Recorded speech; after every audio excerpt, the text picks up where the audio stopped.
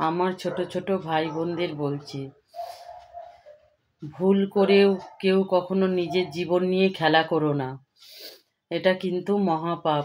অনেক জায়গাতেই শুনছি যে ভালোবাসার জন্য জীবন ত্যাগ করছে, কেউ আত্মহত্যা করছে। কিন্তু এগুলো কিন্তু একদমই করা উচিত নয়। তার কারণ হচ্ছে এই জীবনটা কিন্তু আমার না, আমাদের না। জীবনটা কিন্তু ঈশ্বর আমাদের দিয়েছে। অনেক জনমের পরে কিন্তু এই মানব জনমটা আমরা পেয়েছি। সুতরাং এই জীবনটাকে উপভোগ করো, ভালোবাসো, মানুষকে ভালোবাসো। কিন্তু কেউ যদি তোমার সাথে ছলনা করে, তাহলে তুমি সেখান থেকে সরে আসো। কিন্তু জীবন নিয়ে কেউ কখনো খেলা করো না, কেউ কখনো আত্মহত্যা করো না, কেউ কখনো এই জীবনটাকে শেষ করে দিও না। মনে রাখবে, এই জীবন কিন্তু তোমার না, এটা কিন্তু ভগবানের দান। আর অনেক জন্মের পরেই কিন্তু আমরা মানব জন্মটা পেয়েছি। সুতরাং আমার সকল ভাই বোনদের বলবো, ভুল করেও জীবন নিয়ে খেলা করো না। তোমার কাউকে ভালো লাগতেই পারে, কিন্তু তুমি তাকে না পেতে পারো তাই বলে কি তুমি তোমার জীবনটাকে নষ্ট করে দেবে? জীবনটা কি তোমার এতই সস্তার? কি তোমার কি মনে হয় যে জীবনটা তোমার, একটা মানুষের জন্য তুমি জীবনটাকে শেষ করে দেবে? আর কি পৃথিবীতে মানুষ নেই বন্ধুরা? আমি আমার ছোট ছোট ভাই বোনদের বলবো যে সবাই সবাইকে ভালোবাসো, কিন্তু ভালোবাসার জন্য যদি নিজের জীবন শেষ করে দিতে হয়, সেরকম ভালোবেসো না।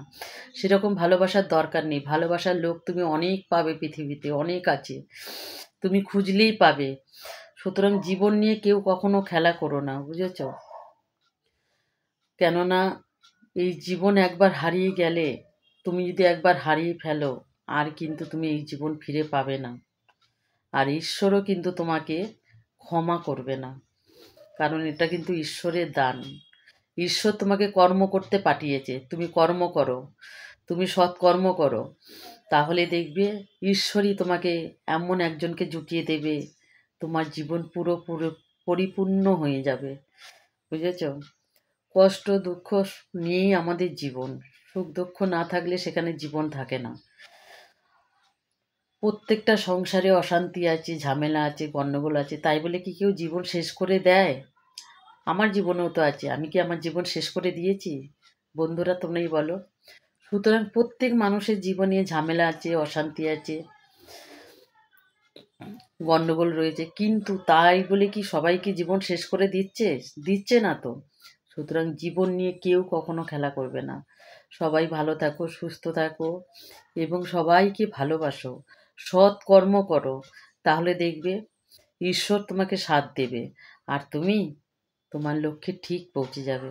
আর তোমার ভালোবাসার মানুষ তুমি ঠিক পেয়ে যাবে, ঈশ্বরের কৃপায়। বুঝেছ?